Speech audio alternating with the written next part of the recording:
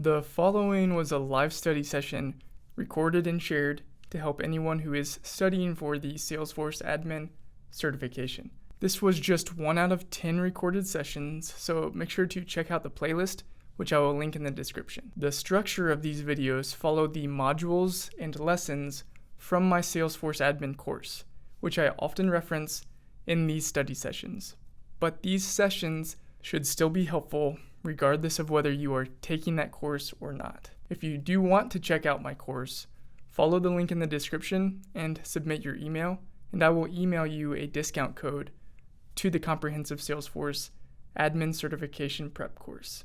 This session is about reports and dashboards. This is module 11 in my course. All right, today we are talking about reports and dashboards.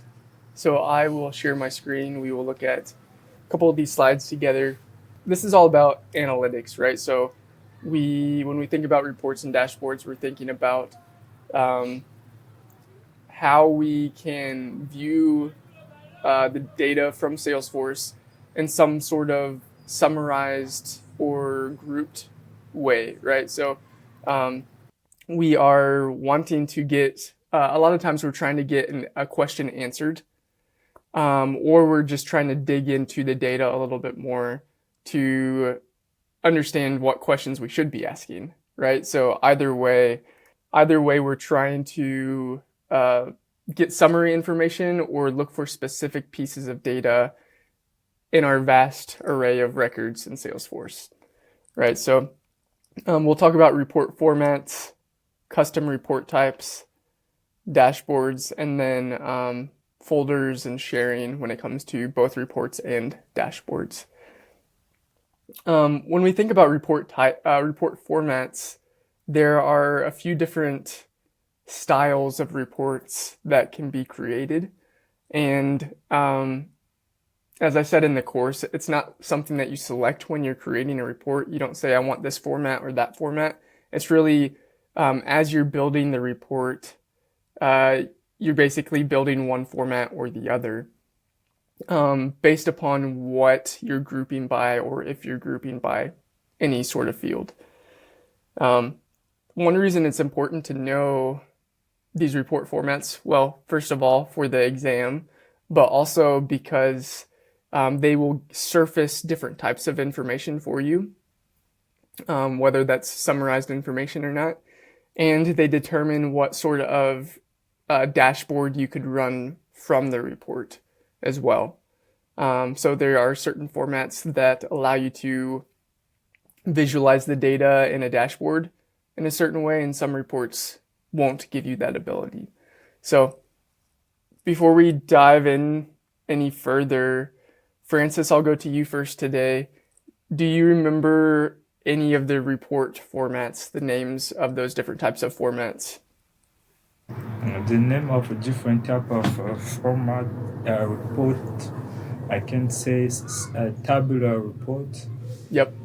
Matrix report. Yep. Summary report.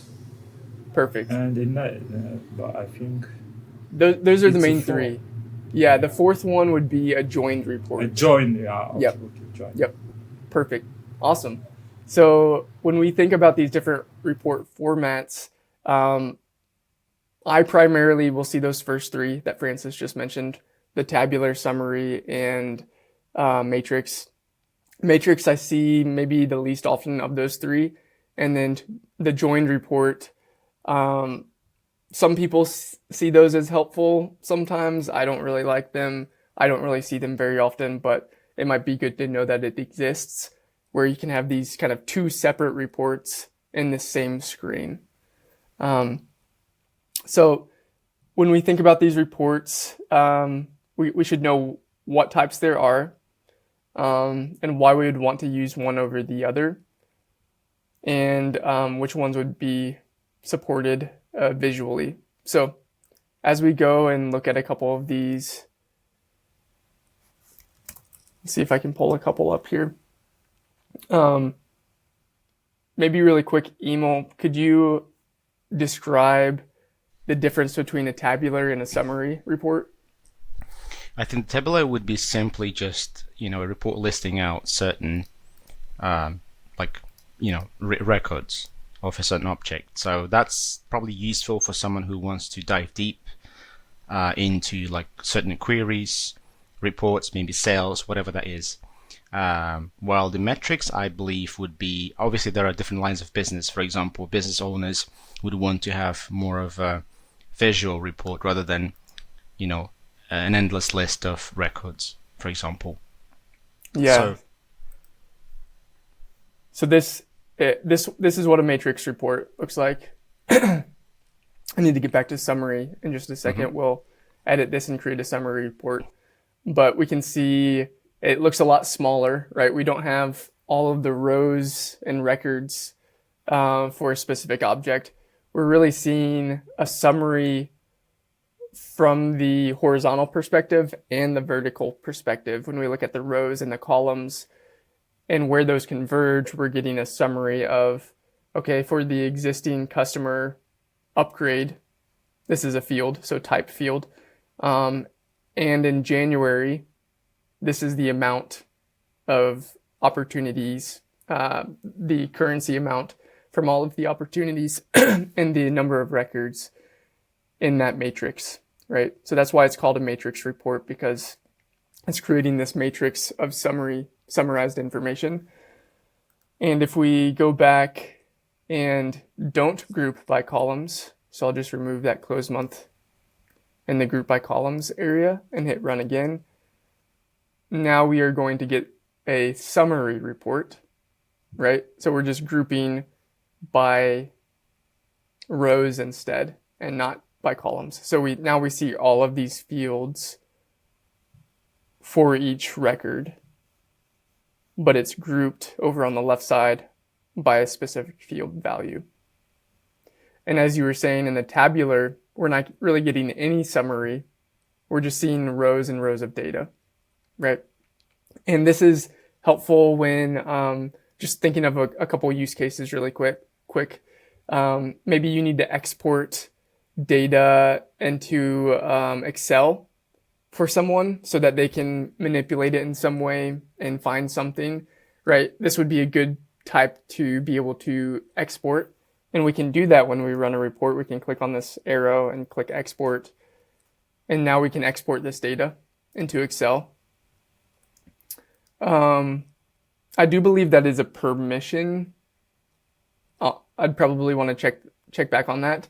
But this is where it could get dicey when you give everyone the ability to export data from Salesforce, right? There's maybe sensitive data that you want to be careful about who can do that and who can't. And Salesforce has products that you can add on and buy more to be able to see and stop people from downloading certain amounts of data. That's a whole different topic. But my point was, a use case could be if you're wanting to export information into Excel, if you're trying to find a list of email addresses or mailing addresses for marketing purposes or sales purposes, right? You're just getting a list of data in a tabular report. Whereas with a summary, we're getting these subtotals for each thing that we grouped by. One thing that I didn't talk about in the course, which can be helpful as well, is we looked at grouping one time, but you can also group multiple times. So let's say we're looking at opportunities here. So let's see and do maybe like lead source. And so now you can see that we have two grouped rows. And so it's going to primarily, it's going to first group by type. And then within each type, it's also going to group by lead source. I don't know if we have lead sources in here to see this work, but we'll try it out. And now, okay, yep. So we can see first it's grouping by type, right? So we have new customers. And then within that grouping, we have lead source grouped. So these two records don't have a lead source, but this one has the word of mouth value for lead source. Or if we go up here, existing customer upgrade, now we have one that was employee referral lead source and one that was a partner lead source, right? So if we this can be really powerful too. Maybe you want to do opportunities by, maybe your company has divisions or brands, right? They have, if we go back to the extra fine exterior example, we had power washing, gutter cleaning, window washing as 3 different opportunity record types or divisions maybe, right? So maybe we want to group by that and then by type, right? So we can kind of break down the new business for each of those divisions as well. So grouping multiple times can be pretty useful here. And then when we think about, so those are the different report formats. When we think about a chart on a report, so right now with the tabular, I can't click on add chart, right? So I can't visualize this information in a graphical sort of way. But if I go over to summary, we now have that ability to add a chart to the report. Now this is different than a dashboard. So make sure that you have that in your mind. A report chart is different than a dashboard. This chart can just simply be with and exist with the report to give us information about the report. So think of it as a part of the report and not a dashboard. So this is available for summary and matrix reports. So remember that might be important on the exam, which ones you can run a report with, a chart with. And then I think that's it for the report formats. But if we think about dashboards as well, let's go to a new dashboard, and then we will edit and add a widget and choose chart. Now when I choose this one right here, this was a tabular if you remember. If I choose this, I couldn't create a chart for the report, but I can use it in a dashboard. But all of these options are grayed out except for this one, which is basically just a tabular view, right? So I'm not really getting anything visually appealing or summarized here. I'm just able to put kind of a mini tabular report on my dashboard. Okay, hopefully that's not too confusing. I'll hit add. We can resize this if we want to. We can scroll. If I hit save and done, we should be able to scroll this data. Yeah. So this can be helpful if like on a VP of sales dashboard or sales manager dashboard you created for them. Maybe they're asking, hey, with all of these visual widgets, I also want this table of information about this very specific list of leads or opportunities or something. Maybe they want to see all the leads created in the last 24 hours, something like that. You can make that happen on the dashboard with a tabular report, but that's the only way you can visualize a tabular report on a dashboard. I just wanted to point that out. And then when it comes to the other report formats, those can give you those more visual dashboard elements. Okay, so we'll talk about report types in a second and dashboards a little bit more in folder sharing. Before I do that, let's go back here and click edit again. Do you guys feel like you have a good understanding of what you can do in the filters and what you can do with the columns and groups? Does that seem pretty straightforward? Yep, it does for me at least, because I've been creating reports myself. Obviously with columns, for example, you can reposition them if you want to. Yep. You can add and delete. And with filters, you basically define what you'd like to show, again, based on the fields. Yep. So that one, yeah, I've been using myself. Not sure about Francis, but for me, it's straightforward. All right, let's move on to report types. where do we start here?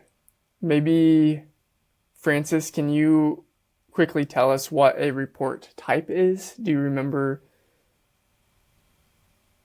what a report type is?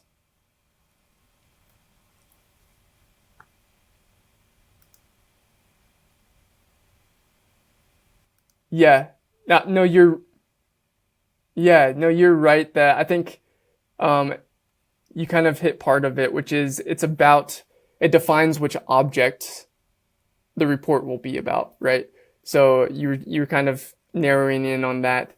What I'll add to that is a report type defines the objects that will be available in a report, but they also can define the fields that can be available in a report.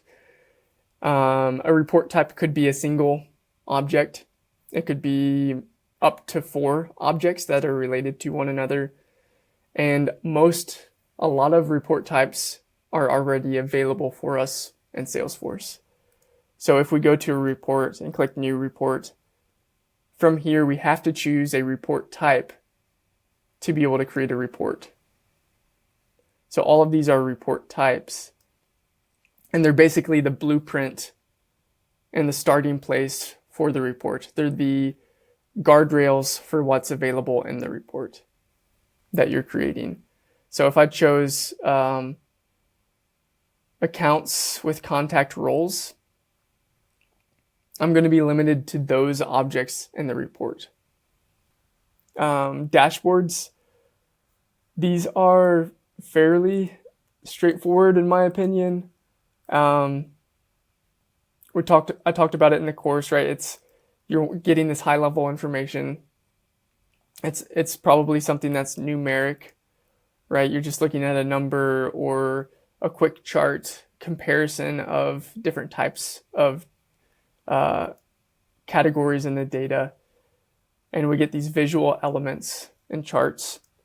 I will show really quick. I wish I didn't click on that. It showed that this was 5 days old, this dashboard. And so if your company is using dashboards, they need to know that they do have to refresh it when they come and look at it again to pull in the most current and up-to-date information. So I did click that refresh button, and that loaded these charts for me. So I have these bar charts, we have donut charts, we have all sorts of different charts that are available to us.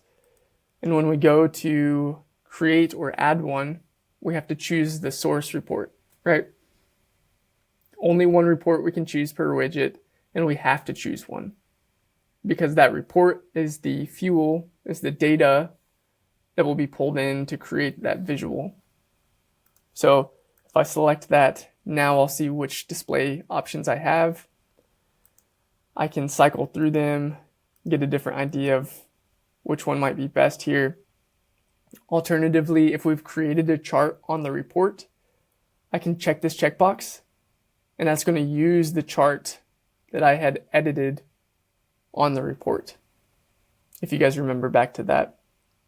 So now I'm not able to customize any of this information because it's just pulling it in from that report chart. I can group by and choose the x-axis. I can choose the y-axis. I can add in a second line here. We can plot it as a line chart. We can display in different units. And each of these chart types will have a different set of attributes that we can adjust here. They will all always have the title and subtitle, and then we can choose the different theme here to go to dark mode instead of light mode. And then we can add that here. We can change places here, move things around. And usually on a dashboard, we'll have, 3 or 4 layers deep here of different charts. One thing I want to point out that's important here is if we go back to edit and we click on the gear icon, the view dashboard as setting will likely be on the exam, I would guess, and is critical to know just for data security in your org. Because if this view dashboard as is set as me, and I'm the admin and I have access to all of the data, then when someone else comes in and they're viewing the dashboard, they're going to see that data making up that dashboard. It's not a huge, I don't want to make it sound like a worse thing than it is, because in some of these scenarios, it's just summarized information. And then if they click on the view report here, which they can do, it'll open the report, but they will only see the data that they have access to when they click on the report, right? Because the reports are always going to run as the person who's logged in. But as a dashboard, it can be set to run as the creator, which is me. I feel like this isn't defined very well, but me means whoever created the dashboard. Another person, so we can select someone so that every time someone looks at this dashboard, we're seeing it from their perspective. Or whoever is logged in, they will only see the data that is available to them. So know these options. That's important. We can choose the grid size here. We can choose different palettes here to change up the look. And I think that's all I wanted to point out on the dashboard side of things. So even if someone sees the information that they are not supposed to see, they won't be able to do much out of it because they won't still have access to those objects. Anyway, it's just a summary. They'll see the summary. Right. I'd have to double check on the tabular report. So if we look at this and we do the contacts and accounts, and we choose the lightning table, if you're showing something like this that is actually showing rows of data, I think since this is it's a dashboard widget, I think you would still pull in as the other person, which you might not want, right? So all of this stuff is summary information, but when we look down at something like this, this is actual rows of data. So that's where it'd be maybe even more dangerous. Any questions on dashboards? Last thing I'll point out, this is just nice to know, but when we look at a dashboard like this, I can view this chart here, and I can see that there's 2 window cleaning opportunities that have been won in the previous fiscal year. But that's just summary information, right? What if I wanted to dig into what those opportunities actually were? Let's click done. That should be clickable, right? Yeah, we're still in edit mode for some reason. Mm-hmm. Okay, refresh. So if I click on that, now it's going to take me to a report view, but it's showing me, instead of that full report that's building that visual, I'm getting just that little section of the chart. So I'm only seeing those 2 records. So it's kind of nice to be able to dig into what you're seeing. If I go back, if I look at this chart here and I click on view report, I'll see the full report, all of the data that I can see. We can see that there's lots of records here.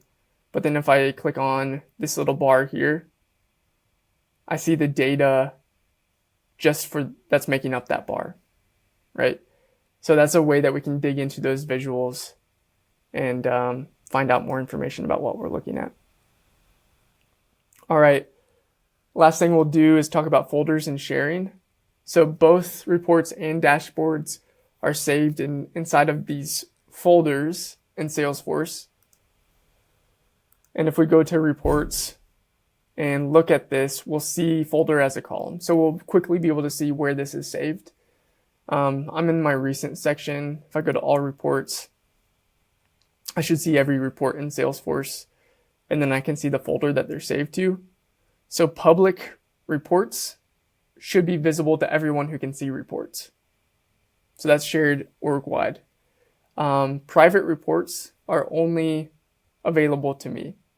So if I create this report and save it in my private reports, and then say, someone else on my team, Jerry, go look at this report that I created, he's not going to be able to see it. If I send him a link to it, he's not going to be able to open it because it's in my private folder. So people can create into their private folder. They can save it into the public reports folder that's available to everyone. Or we can create our own folders as well, right? So if I click new folder and I say service team reports and save, now we have this custom folder that we can save reports into. So if I go back to reports and click down on a drop down by one and click move, we should be able to select a new folder to save this to. And so now it's not in my private folder where only I have access to. Now it's not only, it's not in the public reports folder where everyone would have access to. It's in this custom folder that I can determine who has access to, right? So this is kind of that in between. And now when I go to click share, I'll see who can access this report. Right now it's just me, but I can share this with specific users, with roles and subordinates, or public groups. Let's say I created this folder and I want everyone to have access to this folder as well though. I could go to public groups, choose all internal users and click done. Now everyone has access to it. We haven't talked about public groups in Salesforce very much, but just think of it as you can create a name like service team, and then you can add users to that group. And now when I go to do things like sharing roles or sharing this folder, that group would be available here, and everyone that was defined as being a part of that group would have access. Let's just say roles for now, and we'll say, do we have any service roles? Yeah, we'll choose this one. Maybe even I'd do roles and subordinates with that, right? So now everyone on that team is going to get view access, or I can change that to the edit access so they can actually edit the report and save it again. Maybe they want to change the filters, or manage, which would allow them to kind of move the report to different folders and have kind of that holistic ability to affect that report. Does that make sense? So we have the private folder, we have the public folder, and then we can create our own folders and be selective about how we share them. And what I would say is just be familiar with what these options are, how you can share that folder. Okay, so now any reports in that folder would be ruled by this sharing. Just a quick one, Isaac. Obviously, I've been creating reports myself, but I've noticed that whoever views my reports, they actually cannot modify them. Because if they want to, they'd have to create their own report, if I'm not mistaken. If it's in a folder where they have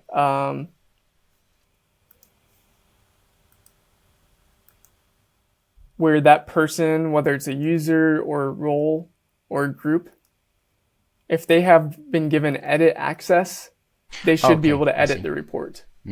So let's say I want to share this with John, and I give him edit access instead of just view access.